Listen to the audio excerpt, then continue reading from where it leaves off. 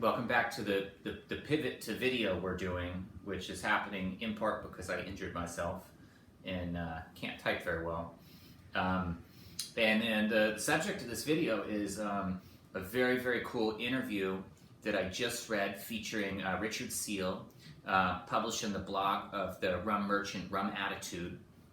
They're very cool to translate it, so it's available in French and English. And the interviewer asked Richard Seale just a question about rum oil, sort of his awareness, what it means to him, stuff like that. And Richard gives just a very cool reply. We're very lucky that Richard's interested in doing these interviews because we're starting to see a rum maker that acts more like a winemaker, and just more like a public intellectual. And it's just really refreshing for the rum community. But then, Richard gives a reply, and I just thought I would add a little bit to it because I was also referenced briefly. So one of the things that Richard says is that we can't exactly know what Raphael Arroyo was referencing when he, wrote extensively about rum oil and studies on rum. And one thing I think is that we possibly can only because we have the device that Arroyo was using with the birectifier, and that we also, have examined rums that Arroyo has examined. I mean, Arroyo looked at very genuine samples of Jamaica rum, just like, what Hampden's producing today, which was a very distinct, very strong rum oil positive. And then we've also examined just experimental rums produced by Corey Widmer duplicating Arroyo's high pH techniques that are just absolute rum oil bombs. And so we see rum oil in the same context as Arroyo. But then there's just a lot more to the rum oil thing. We can know about it chemically. The short answer is it's best summed up as damascenone. The rose ketone, one of the most beautiful known odorants. It's the perfumers think that your immune system bends around it in a state of relaxation. It's very cool. It's like actually the foundation of modern perfumery. But in the spirits world, where it's very prized in the perfume world, in the spirits world, it turns out that rum has more of it than any other spirit category. Many multiples in the finest rums beyond what industry-leading single malt Scotch has. A bourbon, they're blowing it out of the water. Cognac has some damascenone. And that also these other spirit categories are interested in damascenone. They know that it is one of the most low threshold of perception, odor-active, aroma-beneficial facets of their spirits, and that they are doing some investigations on how to get it. But then at the same time, rum oil is also just kind of like a marketing term because it has had other names historically. And it is a way to differentiate the very finest rums, from what people think rum is, some of the light rums, continuous column spirits, things like that. You're not really going to get the bourbon drinker interested in those, but you are going to get the bourbon drinker who is, they apparently spend a lot, interested in the very, very finest rums. And rum oil might be a great marketing differentiator. So that's sort of like an angle that we have to consider. And that was like an angle of like when I explored it initially, we need to find out what spirits on the market have the most of this and then use it to drive their marketing. The rum oil story starts, well before Arroyo. It actually starts in the late 19th century in the literature with this guy, Ordino. Then it jumps to Karl Micko, whose work was translated into many languages and was widely read. Then the work goes to some German guys, Dr. Kurt Luckau, Dr. Wustenfeld, but they were sort of European dudes working with European regulatory bottles, interested in that aspect of colonial trade and not exactly working with the producers. Arroyo is interesting because he was more working on the producer side of things. And Arroyo came after those guys. Micko is the first to use the birectifier. Then came Wüstenfeld and Dr. Luckow, and then Arroyo came. But the rum oil story doesn't really end there. They didn't have the level of science, to point to a rose ketone. It was not known what those were at the time. But they did think it would be something that resembled a terpene, and they sort of teased that out through a process of elimination. They had a couple famous tests that I've duplicated, where they would sort of narrow that down as far as what type of chemical could be. They used very commonly a sulfuric acid test, which I think doesn't work very well. But I have explored it across a variety of spirit categories. And this was something that Arroyo messed with, just to rule it out.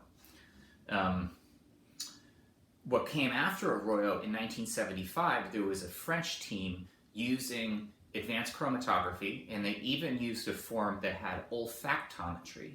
So they basically had a smelling port, on their chromatography unit that they could correlate to some of the spectroscopy data.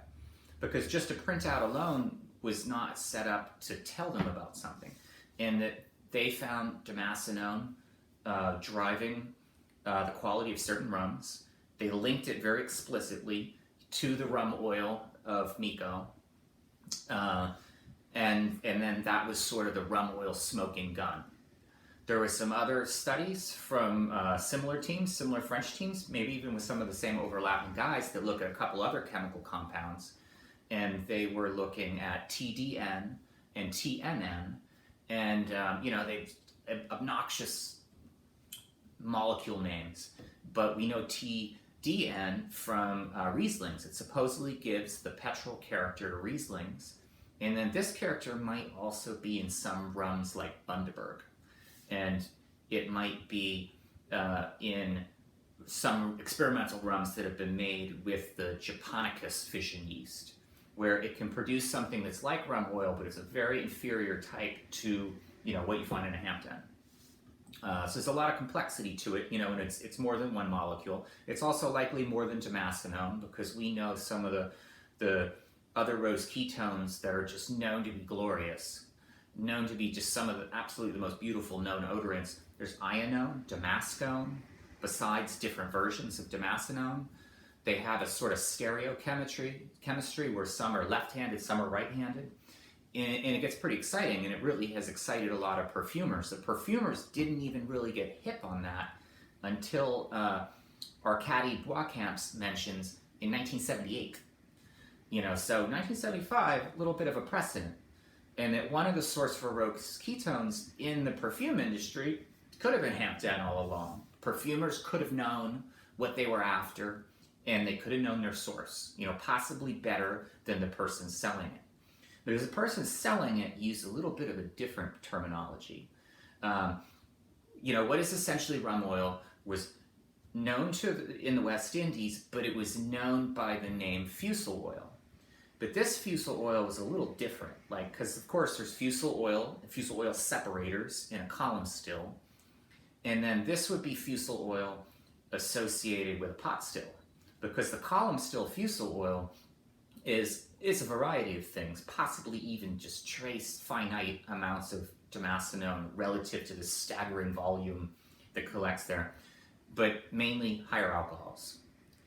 So in pot still distillation, some people regard rum oil simply as fusel oil, and that is interesting. There's other layers to it, because many of these pot distilled spirits, they're derived from fission yeasts.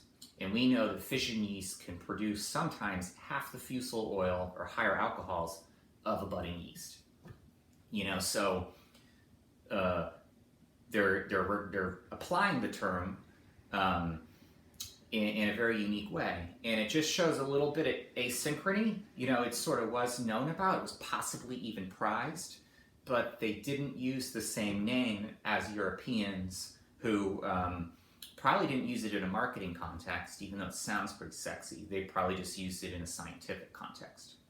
And then I don't think any of the perfumers make any very explicit connections. So after 1975, in the very early 80s, there's a paper from the Japanese And the Japanese are just ramping up R&D in whiskey, and as we know, they start producing just astounding different types of whiskeys, both grain, both single malts, that can just be positively astounding. And they were aware of damascenone. They were chasing after it. But then they did a comparative study where they looked at rum. They used one particular rum, which I think comes from Galleon in Martinique, the famous Galleon Grand Arome. And they were comparing it to an industry-leading bourbon, industry-leading single malts, industry-leading cognacs. And they were just finding that the rum had it in many, many multiples beyond the other spirits. It's just something very characteristic. And it's also, we know, spirit connoisseurs know that rum, the finest rums, are just beyond other spirits. They just have a character. And rum oil is sort of, at the center of it. We can point to damascenone. But then even just like Richard Seale says, he's very correct that there are other chemical compounds in there. And we even find something weird in the literature, which maybe I was first aware of from the writer Owen. Owen, I think, was a Louisiana guy who ended up even working in Cuba. And he was a colleague of Arroyo, collaborated with him. And he sort of writes of Bower oil. And the Bower oil is something associated with the scientist E. Bower, who created ideas about yeast extract. And this was sort of an aroma, that had a remarkable persistence that was in the yeast. And he would process the yeast in a way to separate that oil so that he could just use what was underneath as a nutrient, for brewers, for all sorts of industries.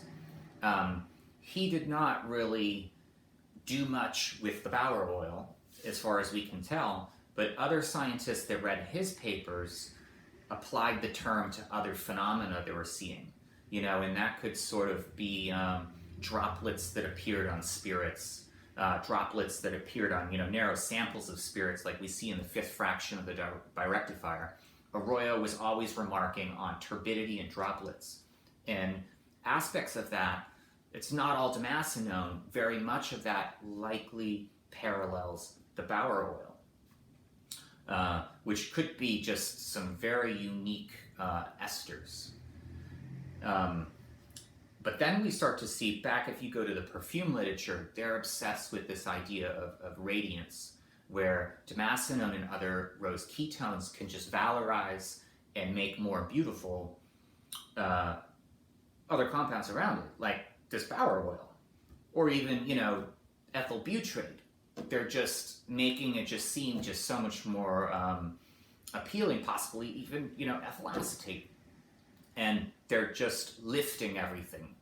And it's very cool. I've experienced this myself and like, ooh, radiance is real. Radiance is probably the highest compliment you can ever give to a rum. It is something, that should be pursued. And it's something that's out there. And we just sort of see that dimension of the story. And a lot of that parallels exactly what Richard told us. But we can know a little bit more, and then we can start to sort of play with rum oil as a marketing concept, because there just might be something to it. And it might be a slightly sexier terminology than the fusel oil terminology that has been used in the West Indies.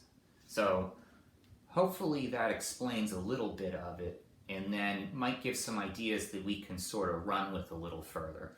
One of the eventual goals is to sort of unlock the secrets, because I think Richard meant, these certain compounds that are sort of in between the esters and other, generic markers of quality that define a spirit. Is it cereal? Is it molasses? Is it fine grapes that can create cognac? What are those compounds that might be very, very minute?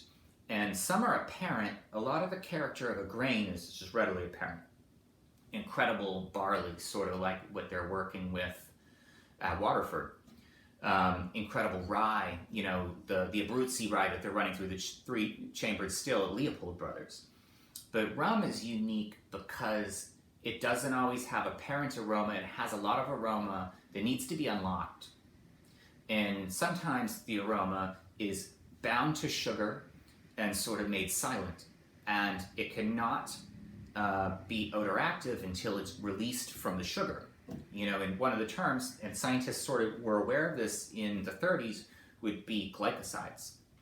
And you have to figure out what can break it. And just a yeast gobbling sugar cannot always break apart bound aroma. Sometimes it'll happen to yeast under very narrow circumstances where an enzyme, you know, will do it in a narrow, very narrow window, or bacteria can do it, very particular bacteria in a very narrow window. So we do know that there's some ideas there in how you unlock it, and hopefully as we learn more, we can unlock it. So we can just make it part of more rums, and you know, since it's something that a lot of consumers are already enjoying, you know, it might be what is behind so many people's obsessions. So we can just take it a little bit further. I'm going to try to link to some of the papers I reference. It's really interesting to see the 1975 study. I translated it. The writings of Arcadi Boix Camps are absolutely wild. There's some very unique blog posts where you can skim them because they're just so weird. And you'll just learn a little bit more about the chemical compounds behind rum oil. I think the papers from Micko should be on the blog, translated into English. I never translated Ordino, but I have read it in French. And Arroyo stuff is all out there. Cool. Cheers.